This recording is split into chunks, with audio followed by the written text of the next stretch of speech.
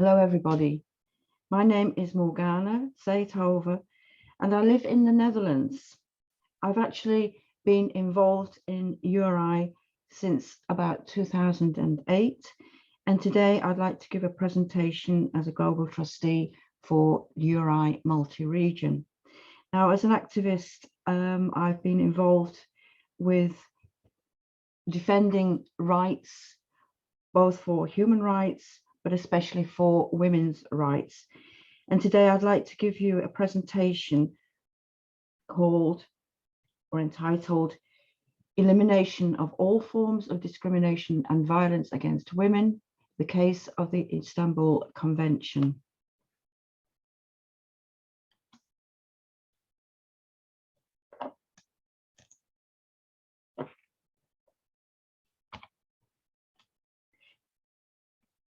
Formerly known as Council of Europe Convention on Preventing and Combating Violence Against Women and Domestic Violence, it was signed in Istanbul, Turkey, on May the 11th, 2011, and became known as the Istanbul Convention.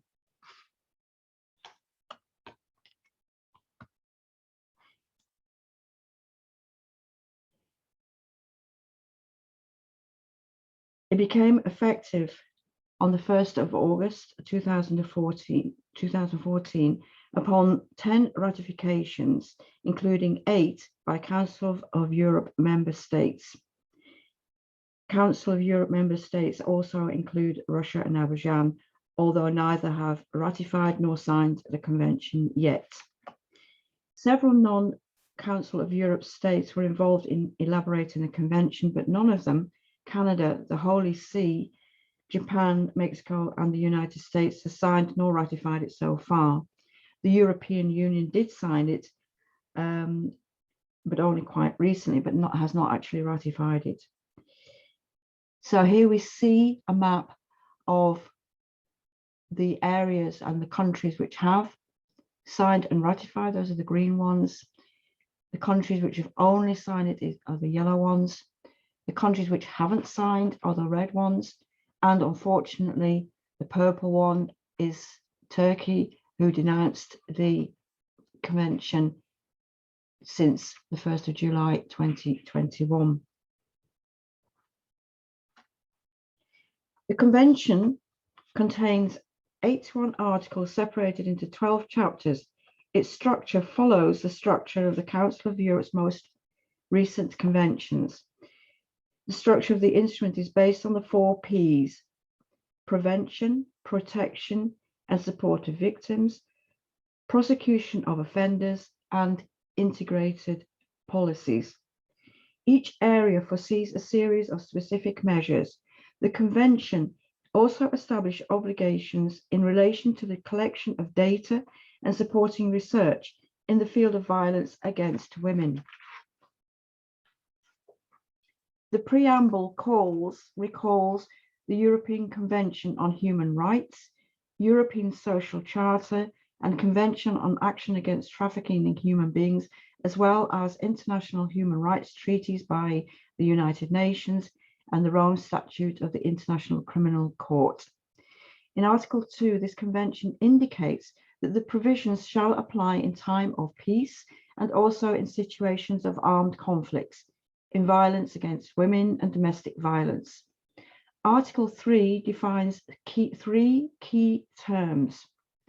Violence against women is violation of human rights and a form of discrimination against women, and shall mean all acts of gender-based violation that result in or are likely to result in physical, sexual, psychological, or economic harm or suffering to women, including threats of such acts, coercion or arbitrary deprivation of liberty, whether occurring in public or private life. Domestic violence. All acts of physical, sexual, psychological, or economic violence that occur with the family or domestic unit or between former or current spouses or partners, whether or not the perpetrator shares or has shared the same residence with the victim. Gender means the socially constructed roles, behaviors, activities, and attributes that a given society considers appropriate for women and men. Gender-based violence against women means violence that is directed against a woman because she is a woman or that affects women disproportionately. Article 4 prohibits types of discrimination, stating the implementation of the provisions of this convention by the parties, in particular measure to protect the rights of victims, shall be secured without discrimination on any ground such as sex, gender, race, color, language, political or other opinion, national or social origin, association with a national minority, property, birth, sexual orientation, gender identity, age, state of health, disability, marital rights and status, migrant or refugee status, or any other status. I think perhaps the most important of all the convention is this quote, recognizing that violence against women is a manifestation of historically unequal power relations between women and men, which have led to domination over and discrimination against women by men, and to the prevention of the full advancement of women.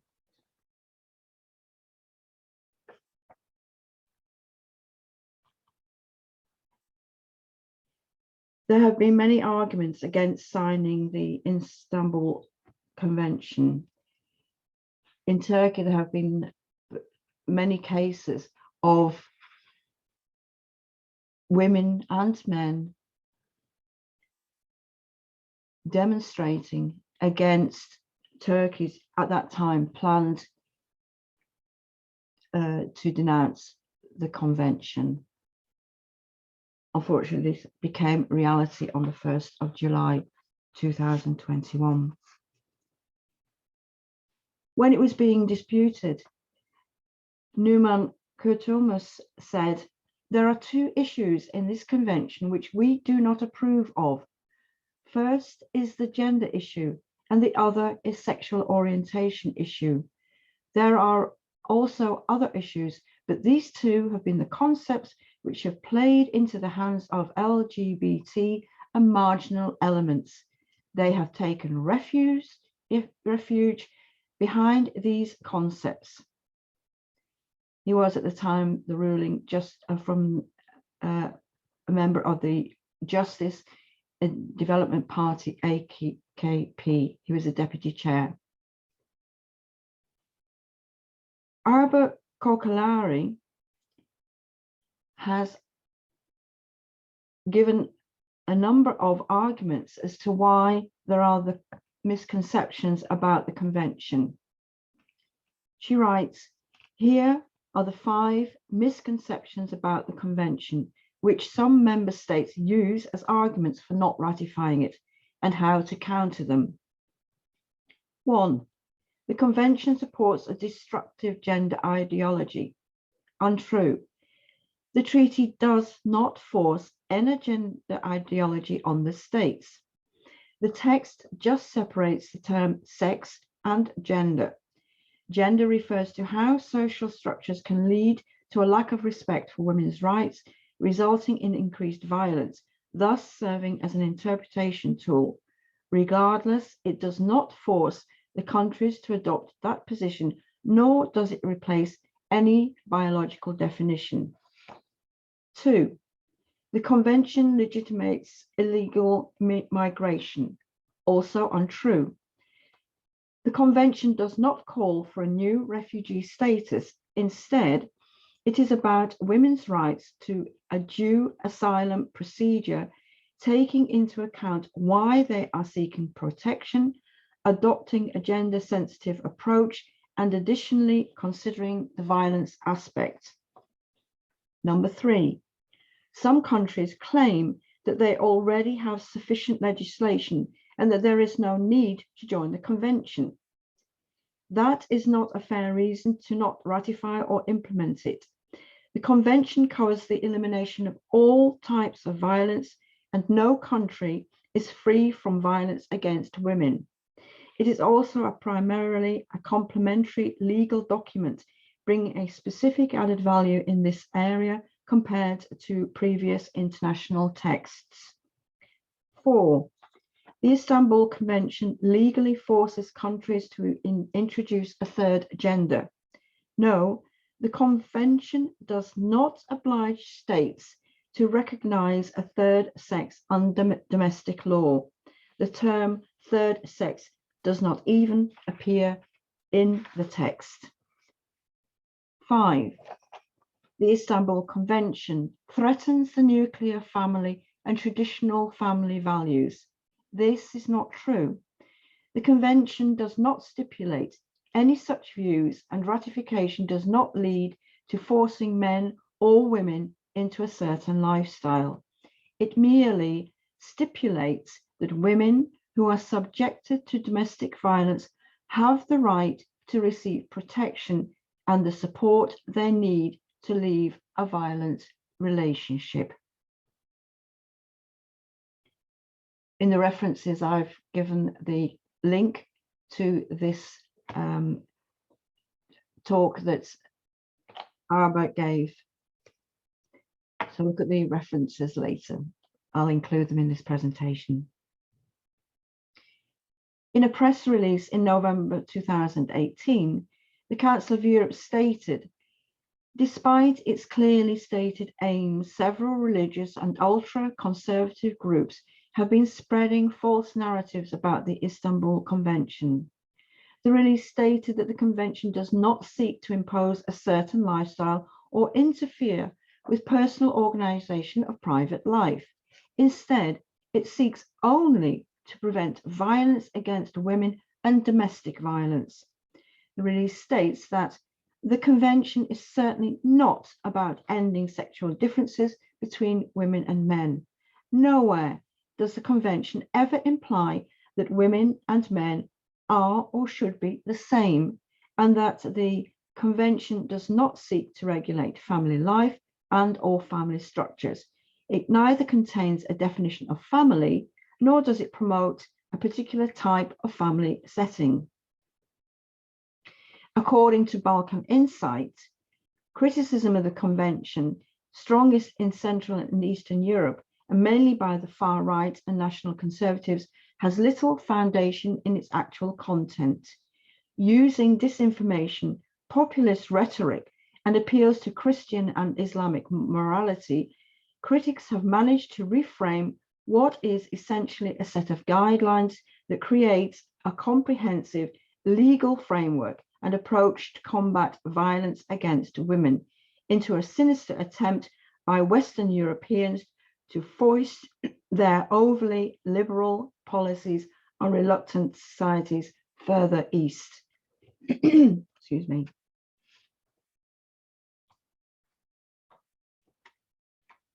In Poland, there have also been many demonstrations as Poland, as they considered denouncing the convention. Here we see, inspired by The Handmaid's Tale, protesters taking part against Polish government plans to withdraw from the Istanbul Convention on preventing and combating of home violence. This was in Warsaw. In Poland, they used this last argument of threatening traditional family values using religious traditional grounds. But since it does not, the convention does not have a change the traditional understanding of families, it cannot be used as a justification for acts of violence against women. To date, Poland hasn't withdrawn from the convention, but it is still a very hot item in Poland. The word gender does not replace the terms women and men, nor does the convention promote any gender ideology. The word gender is used in the convention to emphasize that women are more likely to experience violence because they are women. Recognition of same-sex marriage is not in the convention. The convention does not affect national civil laws and rules on marriage in any way. For more information about this, please refer to the leaflet I've included in the references. What is the Istanbul Convention? Lawrence Gierke notes, Poland's ruling Conservative Law and Justice Party, PIS, has taken exception to the Istanbul Convention, claiming it threatens religion and family values with its view on gender, which the treaty describes as socially constructed.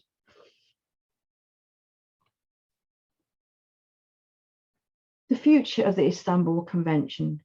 Recently, there was the celebration of 10 years since the passing of the convention, 2011.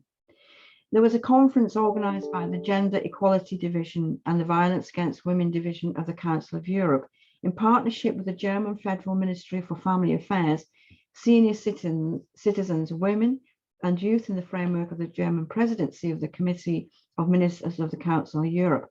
This was held in Berlin on the 11th of May, 2021.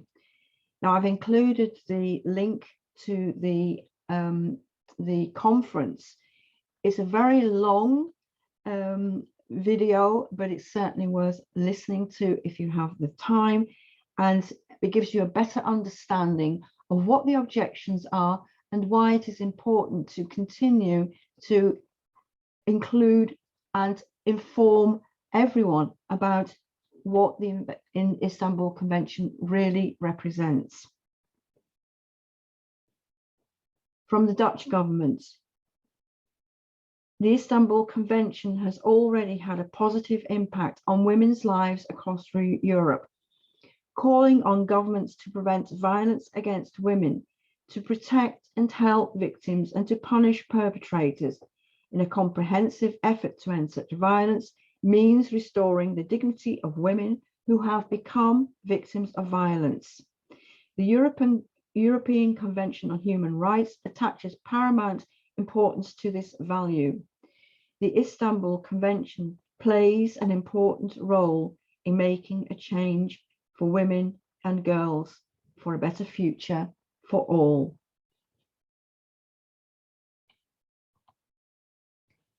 Now, here are some of the references. I will send this PowerPoint document, or the PowerPoint file. I will send it to the organizers of the conference, and perhaps they can also publish some of these links for you. Again, I would recommend everybody to watch this long video about the conference, Gender Equality and the Istanbul Convention, a decade of action. I say it's incredibly important that you can also see and hear people who have been affected by domestic violence, and you can hear also their story. Thank you.